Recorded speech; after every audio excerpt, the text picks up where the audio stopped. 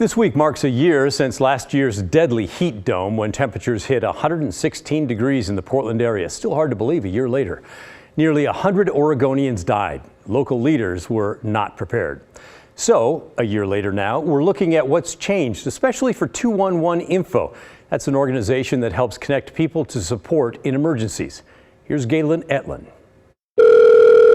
211 Info is a statewide resource you can call or click to connect with important social services and information. We are seeing increased need across the board. Carrie Hoshin is the new statewide emergency manager for 211 Oregon.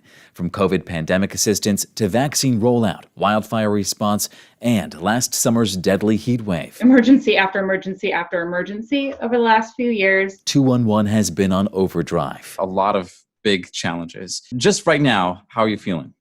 I feel like we've come through a different organization that's much more essential to the system of health and human services. Dan Herman is CEO of 211 Info. We've also really just leaned into the challenges, and we've grown demonstrably. He says 211 staff numbers have tripled, and the organization is still hiring.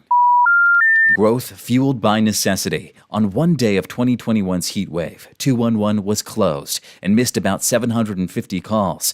The heat wave killed about 100 Oregonians, and after that, 211 shifted to operate 24/7. Proving we're an essential part of infrastructure. So in a way, the multitude of disasters that 211 has had to face have helped lay the groundwork for all of these improvements that may not have been priorities otherwise. I think that's fair to say. Now more Oregonians know about 211. Legislative funding helped with expanded hours. And 211 also has a revamped website and texting service in addition to its hotline.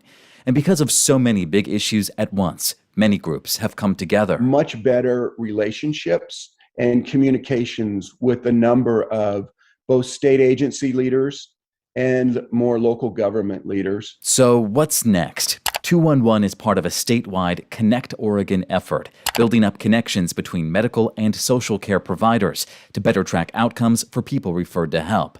And with entire communities also feeling the brunt of economic problems, other needs are growing too. Services around utility and housing and food and transportation, and a lot of work yet to do. To be more responsive and more quickly responsive. Carrie Hoshin's role is part of that expanded effort to make sure help is just a click or call away.